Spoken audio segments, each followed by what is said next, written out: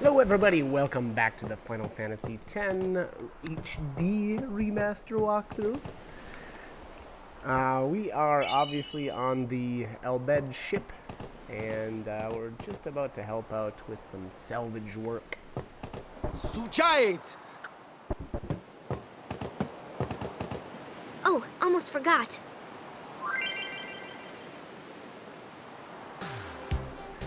Okay, so here's the sphere grid tutorial. Pretty easy. I will say though, the first time I ever played this, I did not catch the part where it states that you actually don't need to be on the sphere itself to activate it, and that's actually really huge. You can actually activate a node just being adjacent. So you don't actually have to travel to it. If that wasn't self-explanatory already. The cool thing about that is it really makes it more efficient when you're, I guess, leveling. Can you even say leveling? Essentially, the sphere grid is the way you level your character. So I think we'll just say leveling. I think that's it's still fairly accurate. Anyways, again, being that you don't actually have to move to the node itself, it makes it a lot more efficient to not necessarily move to the nodes themselves. So, as we go along here, I will try to point out those types or those areas where I, don't necessarily travel to a node to actually activate it, and I'll make some choices here and there, and maybe not everybody will agree with me on how I go about it, but I think it works pretty well for me. I think the way I go about it works pretty well. So anyways, again, once we actually get to those specific areas, I will point that out. But just know that the sphere grid essentially is the way you level in this game. It's very, very different. Although I feel like it's really cool. It's nice to not necessarily level the exact same way every single RPG you play. And I feel like, Square Enix does a pretty good job of, mixing it up every once in a while. Yeah, it's cool to have the old school elements of leveling at times, but it's also nice to branch off and try something new every once in a while. And this was one of those ways. I really like it. There's actually a lot of customization in it, and yeah. So once we actually get to do some of that cool stuff, I guess I'll point that out for now. All I get to do is activate this cheer node. So I don't get to do a whole lot, unfortunately. But again, we'll get into that a little bit probably next time. We found some ancient ruins right beneath us. It's not active now, but there should still be some power left. We're gonna go down there and activate it. And then we should be able to salvage the big prize. Mm-hmm. Okay, let's get to work. Roger. Okay, so we're going after a big prize, and it actually very much is a big prize. I don't know that I've actually in the probably, I'll say it again, probably 10 times I've played this. I don't think I ever caught what this actually was that we go to salvage down here. And with I don't know, it's not really giving much away, but it actually is an airship down here. And it's actually pretty cool. It'll show up later on in the game. And again, pretty cool. I don't know if I just never put two and two together. But the Elbed on the salvage ship here, after we're all done, actually will mention something about an airship. And again, if you haven't played through it before, maybe you wouldn't catch that. Or if you're as clueless as me, you can play through it, 10 times and still not catch it. But yeah, anyways, pretty cool. Obviously it actually ends up being an airship. There is a really good shot of it. I'm not sure where it is, but I guess I'll try to point that out once we actually get there. But yeah, very, very cool. I don't know what this is supposed to be. I assume this is a city underground. or sorry, under the water. Again, though, not 100% sure on that. I guess it just feels like one. I guess it could be some sort of ship. I guess. Maybe that's what they were going for here. But we're just gonna pound on things and hope it works. I mean, yeah, that's usually how technology works, right? Just punch it until it opens the door. Alright, so what is that? What does this look like in here? I don't know. I'll be honest, it kind of does look like a ship. Almost like a spaceship or something. I don't know. That's what it seems like to me. Anyways. Let's do some battle here.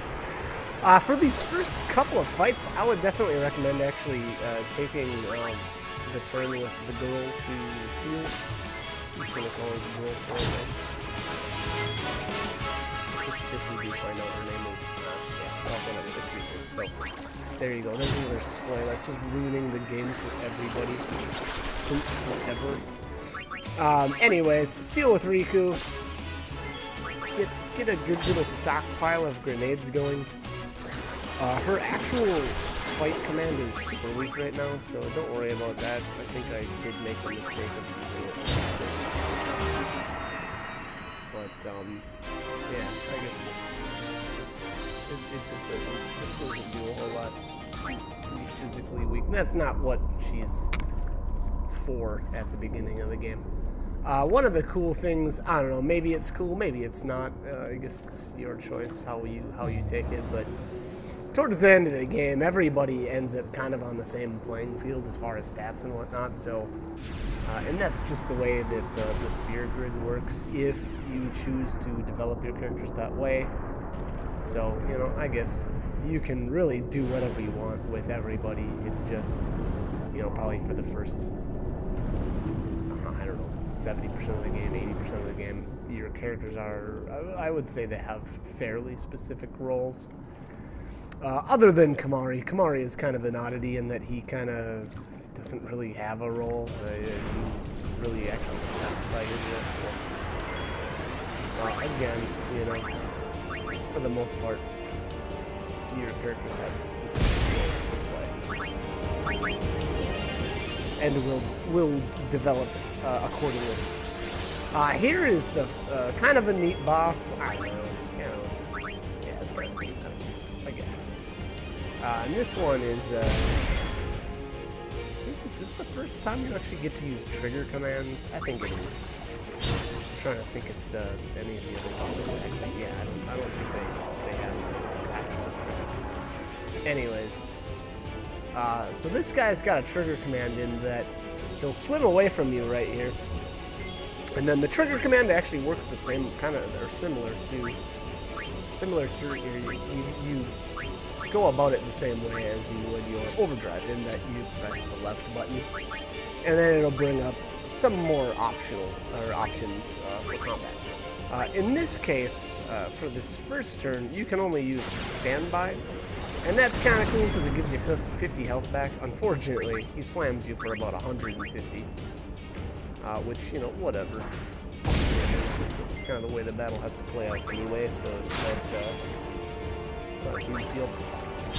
Hopefully you've got a few grenades. The cool thing about this guy too is even if you do run out of grenades, you can steal more. Alright, so here you go. Here's another trigger command. Riku can only use standby again, but I think this next time, yeah, Titus gets to use the pincer attack. And the pincer attack is nice because it prevents him from using this Nautilus chart over and over. So it'll obviously put one character on one side of him and one character on the other. I don't know if this actually causes him to take more damage or not. I guess I wasn't really paying attention. Nor does it really. This guy's kind of looks like I did use a potion here though, so maybe less of a pushover than I remembered.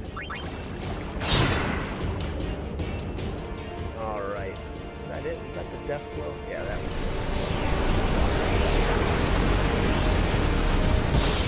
one. Alright, so another one bites the dust. Pretty easy. Kind of a neat little introduction, I guess, to the trigger commands. There's quite a few other battles in the game that are like that. Again, I felt that it was pretty cool. Cool little addition, I guess. And then here I believe we've already activated this, so I think we just have to escape through this hole in the wall. I don't know, pretty convenient.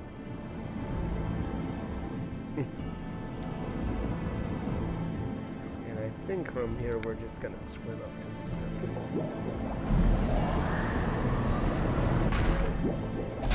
Alright, and let's keep our eyes peeled for the airship. I think this is where you get the shot of it. Okay, so yeah, so it looked like we must have activated at least some lights, right?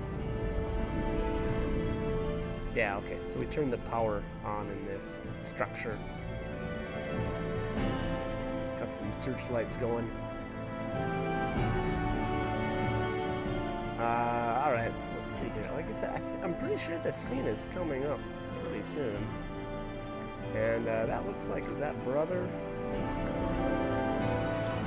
That guy looks like he's playing blitzball. That guy down there looks like he's playing blitzball too. Looks like he's throwing. Looks like the other guy was practicing being a goalie.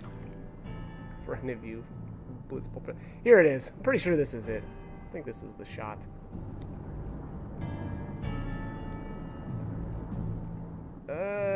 Maybe? Yeah?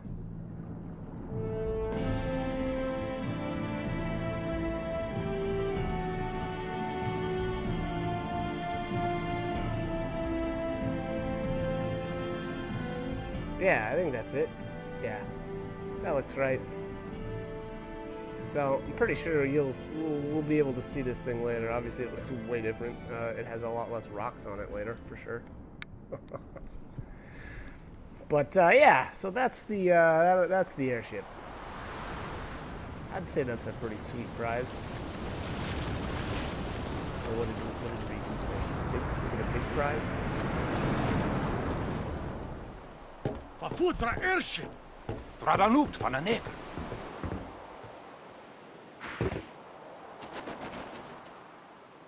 Hoef, roefdu, tungadieb.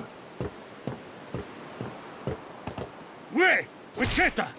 Hey! Hey, I helped out, didn't I? Huh.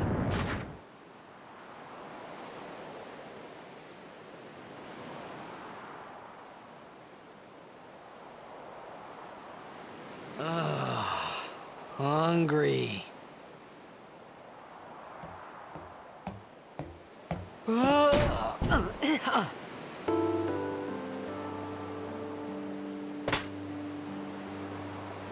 Whoa! Right on.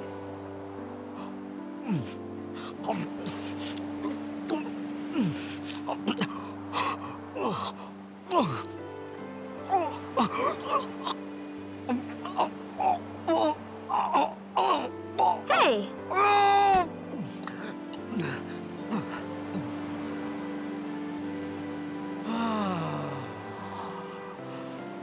It's 'cause you eat too fast. Huh.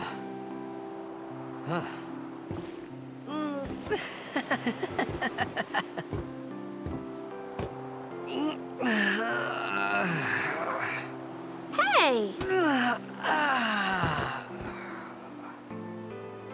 Hello there. What is your name? Riku? Whoa! You really do understand.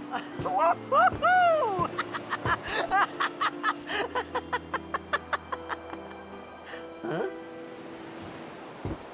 Why didn't you say so earlier? I didn't get a chance to. Everyone thought we were a fiend. We? Oh, we means you.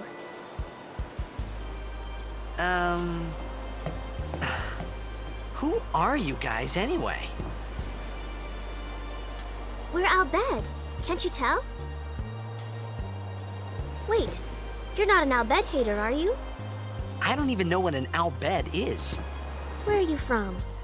Xanarkand. I'm a blitzball player. Star player of the Xanarkand Abes. Did you hit your head or something? You guys hit me? Oh, right. Do you remember anything before that?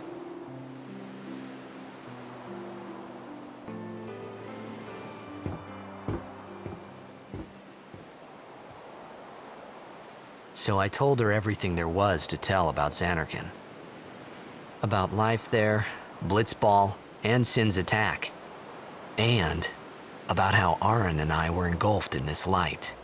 I just said things as they came to mind. But then I started to wonder.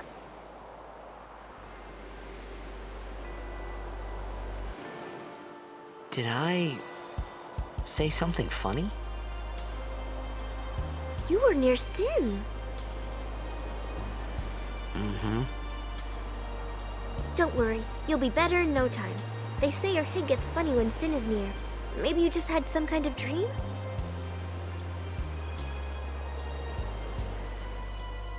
You mean I'm sick? Because of Sin's toxin, yeah. You sure? Yeah, there is no Xanarkand anymore. Sin destroyed it 1,000 years ago. So no one plays blitzball there. Huh? What do you mean, 1,000 years ago? But I saw Sin attack Xanarkand. You're saying that happened 1,000 years ago? No way!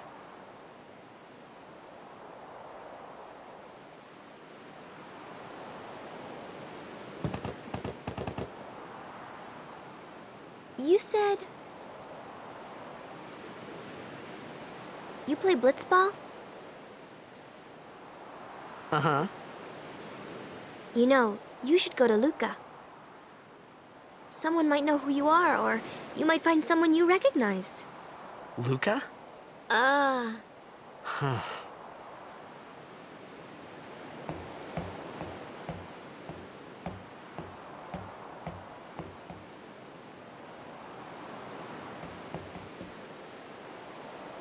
Okay, leave it to me. I'll get you to Luca. Promise. You'd rather stay here? Uh-uh. Okay, I'll go tell the others. Wait here. Oh, and one thing. Don't tell anyone you're from Xanarkand, Kay? Yevon says it's a holy place. You might upset someone. Oh, uh-huh.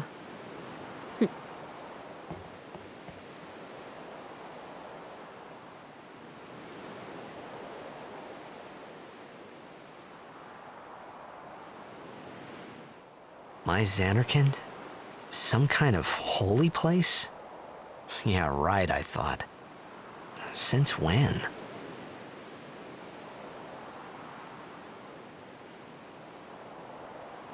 Yevon? Sin? Luca? I thought Sin just took me to a faraway place, that I could go back in a day or two. But 1,000 years into the future? No way! Whoa, whoa!